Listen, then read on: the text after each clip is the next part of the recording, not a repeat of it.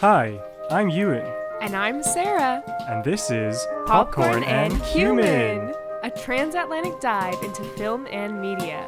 with a healthy side of unrelated nonsense. Hello, and welcome to Popcorn and Cumin. This week, we do not have a specific film necessarily to discuss, but we are going to give you the rundown on Oscar nominations and declare what we think should have gotten a nomination that didn't. An episode full of aggression, aggravation, and upsetness. And rage at the artistic and elitist world. How dare you not have the same opinion as us, Yeah. Academy, whoever you are. Yeah. Who's in the Academy? I don't know. You ever met anyone in the Academy? Yes. I'm not convinced it really exists. I also have probably the same people, actually. At a wedding, perhaps. But anyway, those people that we know made some bad decisions. And They might not have made them themselves. That's true. But they might have. And if you did and you are listening, shame on you. Shame. But before we get into that, we have to do our cross-border factoids segment. So Euan, who is from Scotland, will be telling you all a difference between the UK and the US, where I am from and where he has traveled many a time to be with me. Too many times maybe now, getting up there now. Well, fine, don't come.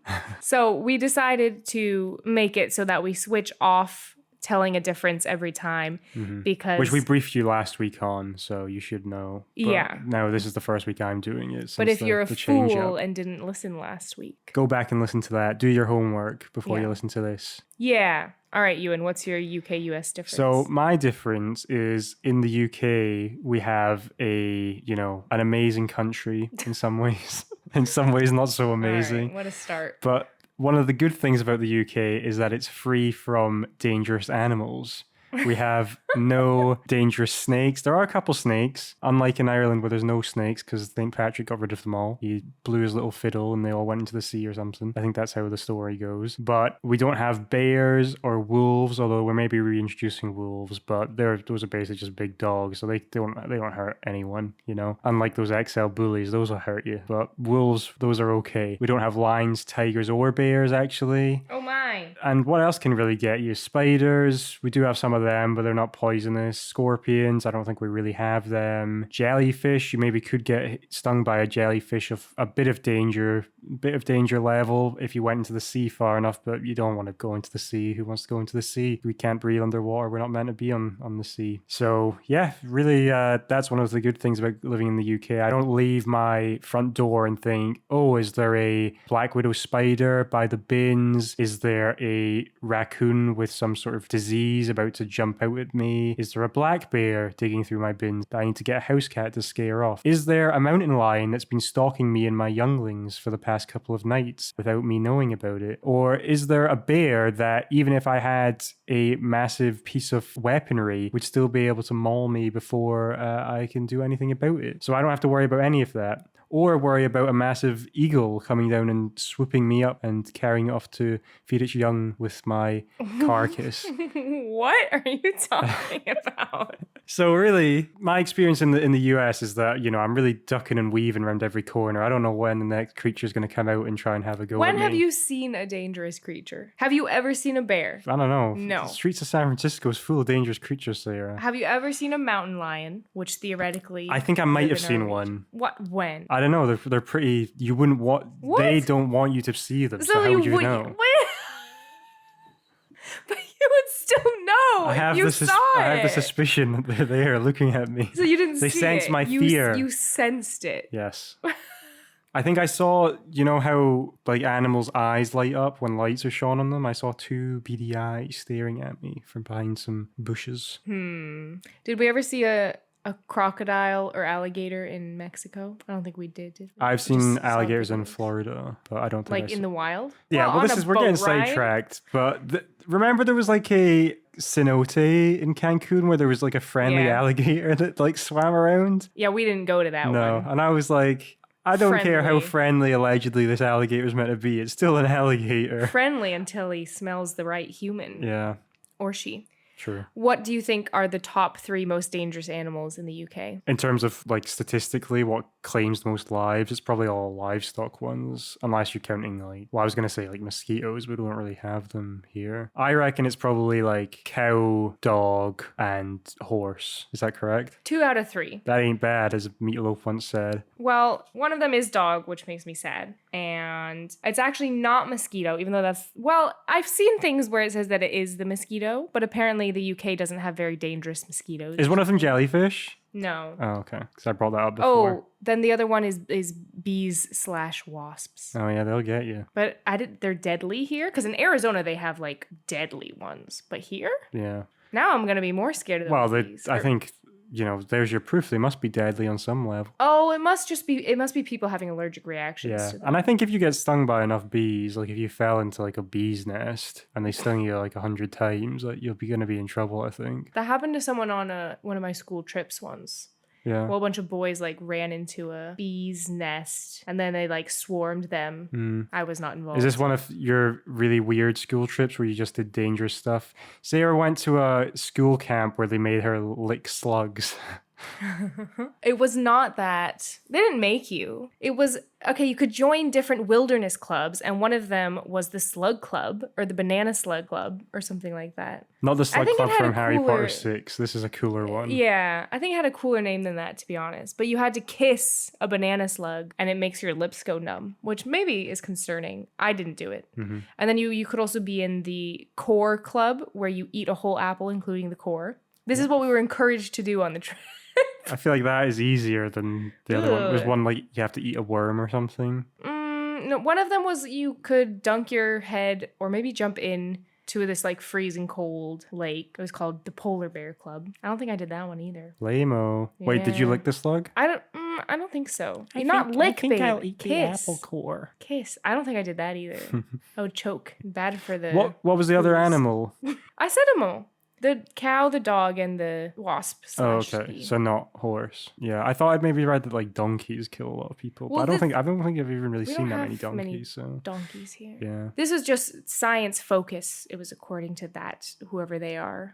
But who knows if that's accurate. All right. Ready to move on from the dangerous animal debate? It's not really a It's not debate. really a debate. It's Yeah, just open shut case. I suppose. So, the Oscars. The Yeah. Oscar nominations came out recently, and they have caused, well, not such a stir, but I think there are people who have problems with them. I would say the biggest stir probably has come from Emilia Perez, which we discussed in detail in our last episode. Yeah, and it got 30 nominations, which is the second most of any film ever. I think the most by What? a foreign film ever. I think one film got 14 and a couple of other ones have had 13. So yeah, it's like joint second with a bunch of others. Obviously, we weren't too positive on that last week. So if you don't watch films and the entire exposure you have to pop culture and movies is through this podcast, you would be very surprised if you listened to the podcast one day and then opened your phone the next day to see it had 30 nominations. And it's important to note that, you know, obviously art is subjective, and I've spoken to some people in the past couple of weeks since recording the Emilia Perez podcast, and some of them have been very critical of Emilia Perez, and some people have said that they quite liked it. And, you know,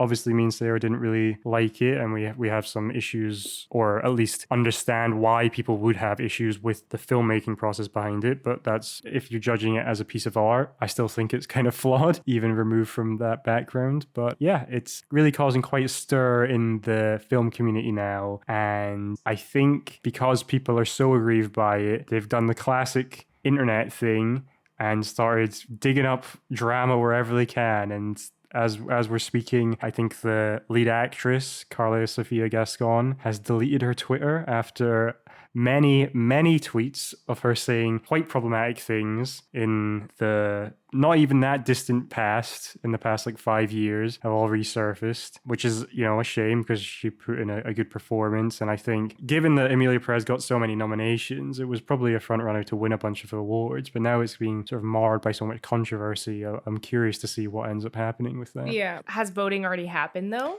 Yeah, I don't know. I don't really know how it works. So, Because I was just looking, because I was wondering how films are nominated, but it looks like it's a similar way to how, like, they're just voted on to be. do they do it the similar way Nominated. to how the vote in Conclave works?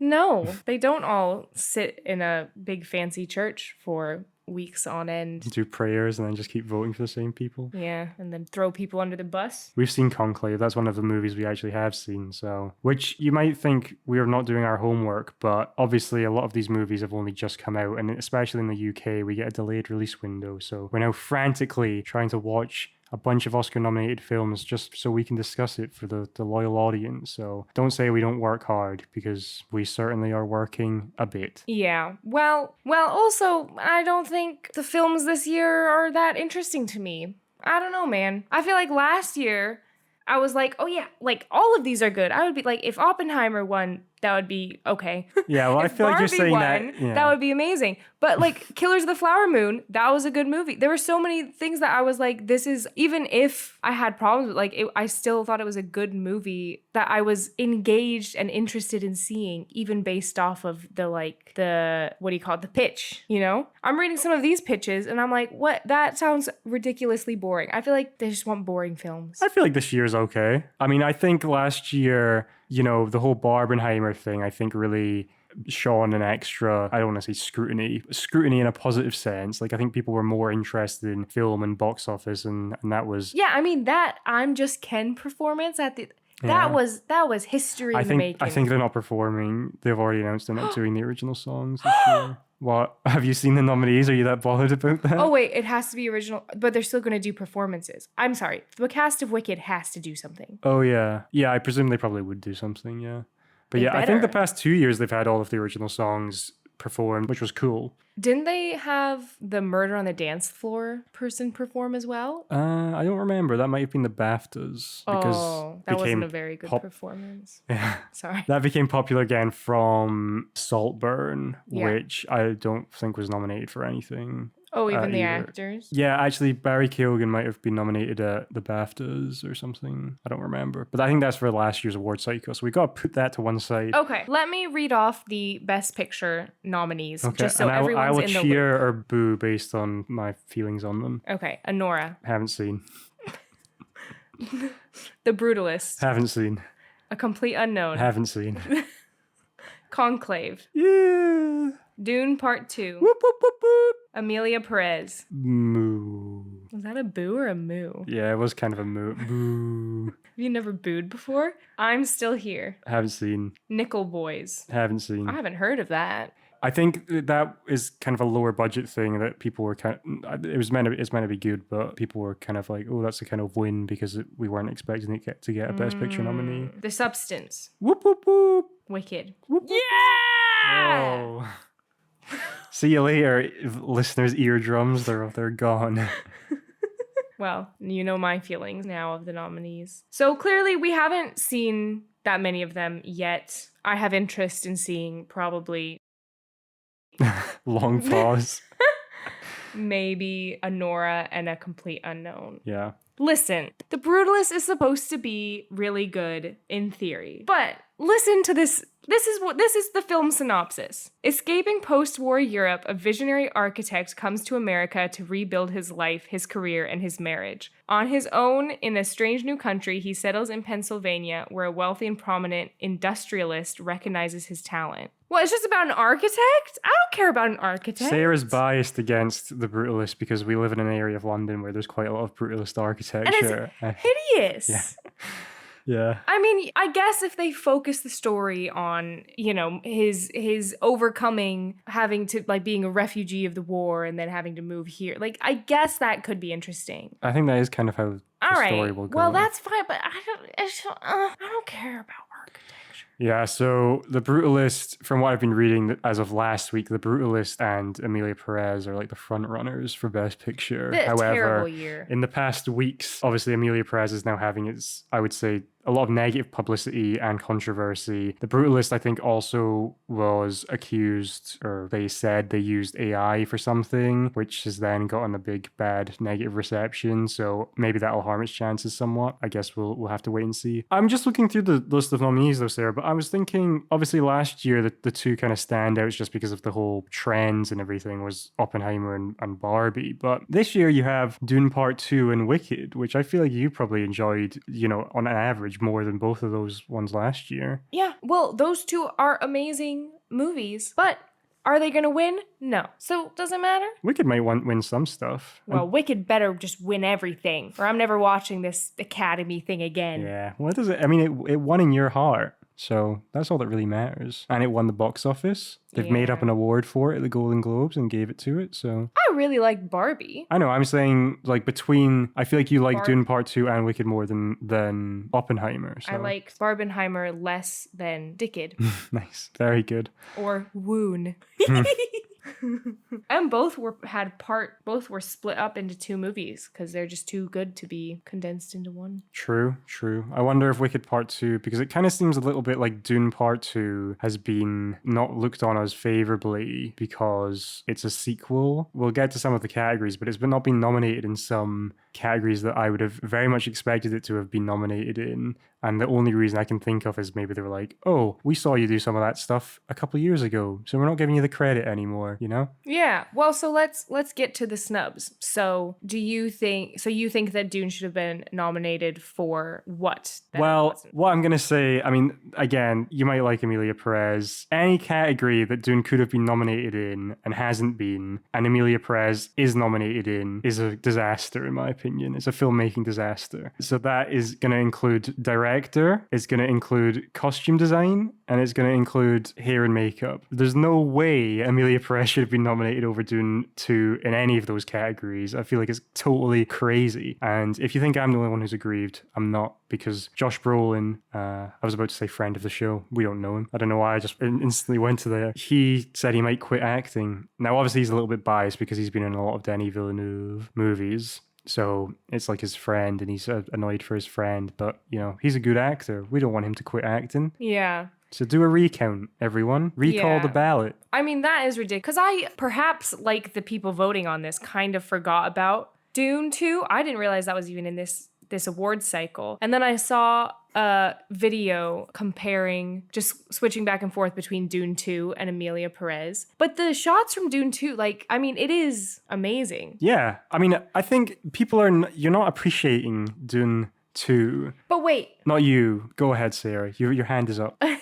But I did think about it after I said that. And it is similar cinematography as Dune 1. And if they shot a lot of it kind of at the same time, then is it kind of like trying to get multiple awards for multiple years of awards for the same movie in some ways? I will say I don't know if they really did shoot that much of it at the same time. Okay. They might have had leftover stuff that they ended up using, but I remember Dune 2 being made was kind of dependent on how well Dune 1 did. So they did seem to turn it around pretty quickly, which is quite surprising. But so maybe they already had some stuff to work with, but I don't think they had that, because even in the performance, I think Timothée Chalamet was way better in Dune 2 than he was in Dune 1. Zendaya as well, I thought was better. Well, I mean, she's not really in Dune 1 that much, so her performance was better in Dune 2. But what I would say is that their precedent, now it is going back 20 years, Lord of the Rings was nominated for everything for 3 years in a row for each movie. Yeah, but that's the only exception I can think of a sequel. Yeah, because most sequels are creatively bankrupt, but these make sense. People need to be appreciative of Dune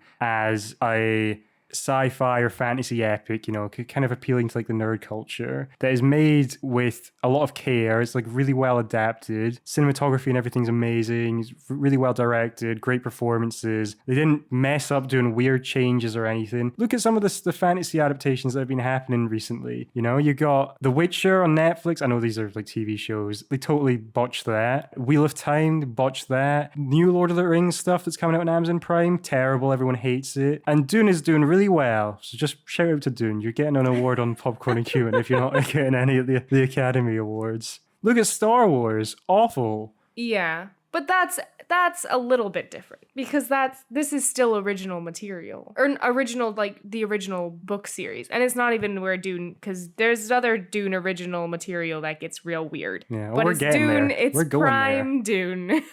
I mean, I didn't really like Dune, but I just remembered another one I didn't get. Adapted screenplay. Emilia Perez got nominated for there, so yeah, score that well, off. all right. So the moral of the story is that Dune got snubbed. Yeah, Kinda. and I think I just listed off 4 or 5 awards there that you could swap Emilia Perez for Dune Part 2. And the mental thing is, then Emilia Perez would still have 8 nominations, which is Yeah. still loads. At least it got cinematography, because that was Yeah, I mean, some of those shots are just, I want to put them all around our flat. Sarah doesn't want to do it. I don't know why, but No thanks. you don't want the big worm that kind of looks like No. an anus. Or the 3 anuses. You know that one shot? Oh yeah. Yeah. No, that's okay. Let's stop saying that word. Okay, I think that the other big snub, in my opinion, and in a lot of people's opinion, is Challengers. Yeah, I mean, this is actually a bigger snub than Dune because it was. Because it's where is it? Yeah. Nowhere. I know. It's scandalous. It's an outrage, really. Not a single award, I'm pretty sure. It didn't even get best score, which I think when we talked about it in our review of Challengers, Sarah said the score was just the same thing over and over again, but I thought it was cool. And people were making out that was a big snub. Like, people thought it was like a lock for getting a score nomination and it didn't get one, so. Did it win best score at the Golden Globes? I'm not sure. I'm not really sure what it ended up winning, but it definitely was nominated at the Golden Globes. So I know in our last episode we complained a bit about the Golden Globes, but they did okay there. Sarah's pulled up. She's fact checked and it did win best score. Yes, Challengers won best score at the Golden Globes. Trent Reznor also did the score for Gone Girl, and off the band Nine Inch Nails, who I don't really like anymore because they slagged off my favorite band Biffy Clyro at a festival once. I do Boo think to that, Trent. that probably Dune Part 2 had a better score than Challengers. Yeah, I don't know if maybe this is the one thing where it's like if they used the music in the original one, I don't know if it won best score and for Dune 1. I don't know how much new music they produced for Dune 2. Probably a bit. Whoa, but what? They don't reuse the same. They might reuse some of it. The same themes. Yeah. I don't really know. To be honest, the score... Nice. The score thing's a bit confusing. I feel like every time a Star Wars movie comes out, John Williams gets nominated for score, but it's people being kind of tricked by the name. Well, no, just the themes that have been around for about 50 years that keep getting used over and over again. It's still amazing. Yeah, like I don't know if the way the voting works is they have to just play the bits that are new, and then people are like, yep, that's worthy, or if it's just like listen to the score, and then people are like, actually, I like that bit. That sounded really familiar. Yeah, I don't know. Challenger's score is just the same thing over and over. But we can move on from the score thing. I think it was, when I watched it, I was like, oh, this thinks that it's super artsy, which is just like the perfect Oscar kind of film. But it thought it was artsy and was actually watchable, which is a hard combination to go for. And it wasn't like super long and drawn out, it was pretty funny. It was about tennis. And I thought the acting in it was really good. Yeah, it was. Where's Zendaya's nomination? I know. Well, where's any of them? None of them. All snubbed. Yeah. Well, and it could be because it came out. When did it come out? Yeah, it wasn't that long ago because we watched it after the FA Cup final, which was in May. So it wasn't that. Is this how you keep time? It is. On football? Yeah. It's the only way to do it, really. Otherwise, you get confused. April wasn't that long ago. I think Dune came out before then. That one I also kind of forgot about. Yeah. But apparently, if you release early, you're basically supposed to kind of like reintroduce it, like do a new kind of PR campaign once it gets towards Oscar season. And usually you use like the big stars from your movie. I was reading some articles about it and they were saying it caused problems for itself because after that movie, all the Zendaya obviously was in Dune and she's a very busy lady, but also Mike Feist and that other guy. Josh O'Connor or something. Yeah, I guess they also got quite, like they started getting a lot of offers after it, so everyone was kind of too busy to promote it for the Oscars. And like Zendaya hosted a movie watch thing for elite people where they did a double screening of Challengers and Dune, but like she did it with Villeneuve. Right. Villeneuve, whatever his name is. Villeneuve. Yeah, the Dune director, so it was more focused on that, and they just didn't, really have that revamp campaign. Yeah, I think when you really dig down into it, the whole campaigning thing, like that's I follow some of the Oscar race subreddits and stuff like that, and people talk about, oh, this person's chances are going to be hurt because they're not campaigning, or some actors, it's like they're never going to win an Oscar because they don't campaign. It's just a bit ridiculous, isn't it? It's like, a bit icky. well, it's just, yeah, like you kind of have to like, oh, I did the performance, but now I have to beg you to award me. And on some level, I would just be like, I'm not doing that. Because Cillian Murphy won Best Actor last year for Oppenheimer. And I feel like people always talk about him as being someone who keeps out of the public eye. But I guess he must have had to do some of this like campaigning behind the scenes to do it. But then, yeah. So I don't know, it's just kind of interesting. I mean, he did publicity for Oppenheimer. That's where we got all those glorious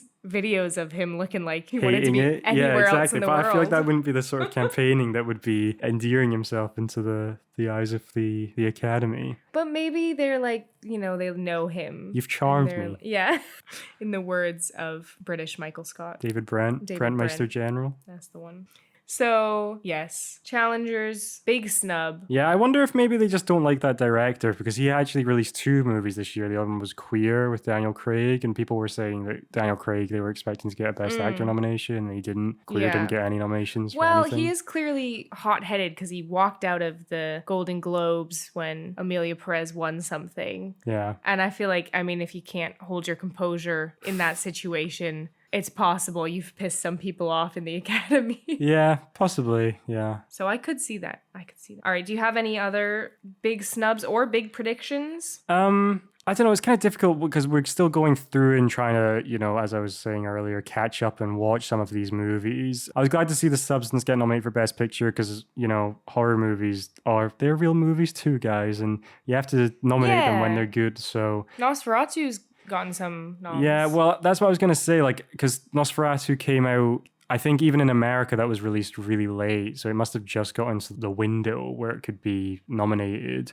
So I was kind of surprised. I was in some ways like happily surprised to see it nominated for some stuff. And then I was like, wait a minute, it was able to be nominated. Why isn't it nominated for more stuff? Like, why is, again, like Emilia Perez being nominated over that is like mental to me. For costume design, I feel like, personally, I really think that Wicked should win. Because everything else, Gladiator 2, I mean, yes, it's like cool. The costumes are cool. Conclave, I mean, those costumes are like whatever. But they're all based on like real thing. Like you have something to base it on and you're basically just making that. Whereas with Wicked, it's like creative. You're like creating costumes in this new world that are kind of like kooky and a little bit different, but also a little bit like our culture. I don't know. I think that there's more creativity to that than just being like, oh, look, some red robes. They're what are they? Cardinals. Ta-da! Yeah, I was a little bit surprised to see Conclave get nominated there. Not because, I mean, the use of costumes and color and everything was very striking, but as a layperson, I'm not entirely sure how much of that would be original or just clever use of existing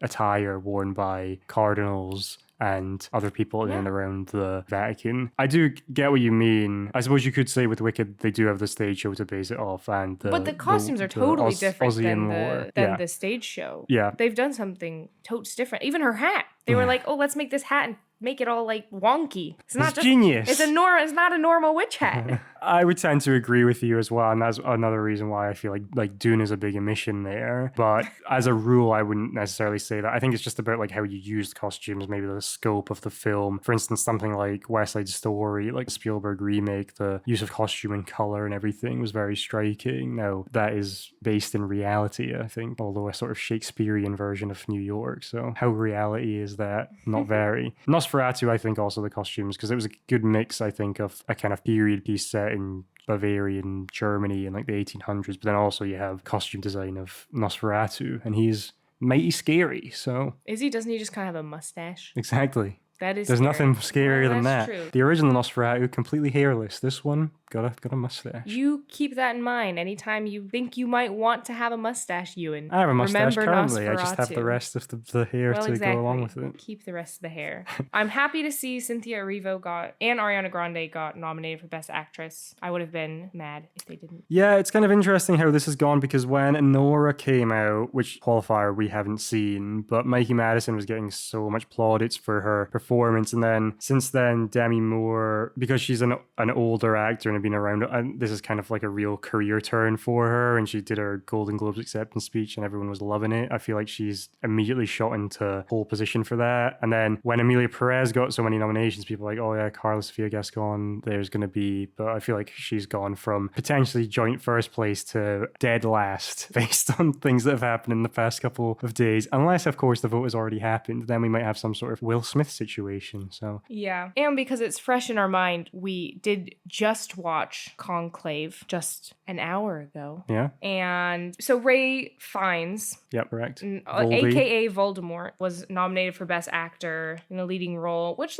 is fine. I don't think he had much variety in his performance, but I think it was good. I didn't think it was a very like flashy performance, but I did actually think it was pretty good. Just, briefly with Conclave, like his character is the whole time is like telling us that he doesn't want to be Pope, but I feel like he was managing to portray the ambition that he was kind of feeling and his like conflict and stuff through his performance, which I thought was impressive. Just in that category, Sing Sing, which came out earlier in the year, people really liked that. I didn't see it, but people were quite happy to see Coleman Domingo get nominated. I think he is the first. There is something good about him in that he is the first openly gay black man to be nominated multiple times for Oscars, I think. So that's cool. Good for him. But I think Sing Sing was snubbed otherwise, so that's a shame. I don't know what Sing Sing is. Yeah. Also interesting was that The Apprentice got some nominations. Obviously, that is the movie starring or about he who must not be named, Big Dumbo. But that was kind of interesting because Sebastian Stan had basically said that he is the guy who plays Trump in the movie. He said that he wanted to do an actors on actors thing where the actors interview each other about the movie, and no one wanted to do it with him because I guess they just didn't want to touch anything to do with the orange man with a 10-foot pole. Because they're scared. Yeah, so which is fair enough, but it's kind of made a comeback. I think people weren't expecting it to get like any nominations, and it's come away with 2. So good for them. Did you say Jeremy Strong? Yeah. Are you sure? I think you might have said Sebastian Strong. Well, I meant to say Sebastian Stan and Jeremy Strong. Oh. Jeremy maybe Strong's you said the other Sebastian guy in Stan. it. Yeah. Oh. We'll cut that out, okay? Okay. Also in Conclave, we have Isabella Rossellini nominated, who is basically one of, I guess, 2 female characters in the movie. And that's just the way of the church, man. Yeah, well, see, that's the thing is was it a good movie? I guess. Yeah. How many women were in it? 1. How long did I want to sit there watching some old men discuss who gets to lead the Catholic Church? But that's just the story. 2 hours? No, I don't think I wanted to spend 2 hours. At least it was only 2 hours. How many men were in Emilia Perez? Not many. We don't need them in that. Also, that wasn't a very good movie. How many men were in Wicked? Fiyero, Bach. Yeah, Bach doesn't have that many lines. Fiyero, I was thinking Fiyero turns up about 2 hours in. No, he doesn't. No. Oh, and Fiyero, he really stole the show. He's a big star. No nominations for him. Now that is an abomination. The other thing that I needed to say about Conclave is partway through, I thought, I know that voice. Very proud of herself for this. You all out there know the kind of people who you hear a voice in a movie and you have to find out who normally that it's actually person you is. see a face. Yeah, usually you see a face, but for me it was like I know that voice. And then it came to me. It was Lord Farquaad. And then from then on, I couldn't really take that character seriously. So so the actor is John Lithgow, and he plays Cardinal Tremblay, yes. Who is, like a somewhat main character. A supporting role, but really, he's just Farquaad to me. Yeah, no nomination for you, Farquaad. No, poor guy. I thought he was all right. Yeah, it'll be interesting to see who wins actress in the supporting role, because obviously Zoe Saldana won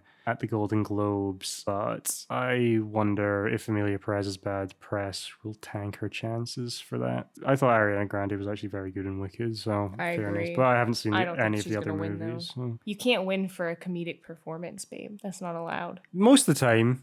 Who has won with a comedic performance? Ke Kwan for Everything Everywhere All at Once. There was quite a lot of comedy in that, and that won 3 of the 4 acting awards. So. Do you think it was mainly comedic? No, but But I feel like Wicked isn't. No, I like, think Glinda specifically is mainly comedic with some heartwarming moments. Yeah, I would say that a lot of Everything Everywhere All at Once was that as well. It's like comedic action and Yeah. You know. A good mix. A good movie. See? where's was that? a good movie. Why is that not nominated this year?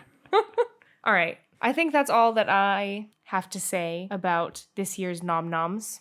Yeah, good on Wallace and Gromit getting nominated in animated feature film. That was a big success for on Christmas Day in the UK. Everyone was watching that. Not me. Yeah, because you fled the country rather than watch Wallace and Gromit. Don't like claymation. Traitor. Well, I think that's all that I have on the nom-noms. at the end of the day, awards are bloody stupid, aren't they? Yeah, but give them all to Wicked. Yeah, well, I'm not too opposed to that. We have big news. In the future, we will be having a special guest on. Me and Sarah recently went to a screening of Monsters, Inc. There's a company in London called Taste Film that they put on film screenings and then do themed like set menus around the film that you're watching. So we went to see Monsters, Inc. And yeah, there was cocktails themed around Monsters, Inc. There's a scene in Monsters, Inc. where they go to an Asian restaurant and we ate Asian food that was served to us at that time. It was a cool experience. So to celebrate that, while we have Monsters, Inc. fresh in the brain, we're going to do a podcast on Monsters, Inc. and speak to a Monsters, Inc. superfan / big star. Yes, we are very excited. We're going to have our first ever guest who has worked for some big names in animation. So she knows all of the details of what goes into making an animated film. So we are very excited to speak to her about Monsters, Inc. probably in the next episode. So you got to keep an eye out on our social channels and just, keep an eye out for when that will be. Yeah. How many bowls of popcorn do you think you will eat till that episode comes out? Well, I'd say approximately 14. Awesome. Well, just as I foretold in our last episodes, TikTok did get banned in the US and then was unbanned within 48 hours. So be sure to follow us on TikTok and Instagram. We just put up a bit of content where Sarah massively failed at trying to guess Wicked song lyrics. It was quite embarrassing, really. And also failed at filming it well. Don't say that. Then people aren't going to go watch it. But I just need people to know that it's not my best work and that there will be better filming. But it's more about the material within True. within the. Yeah. We're podcasters at heart, not filmmakers. Yeah. So it's all about the audio and the bants. All right. Well, anyway, do not forget to have your daily bowl of popcorn. Nom nom nom nom. Nom nom.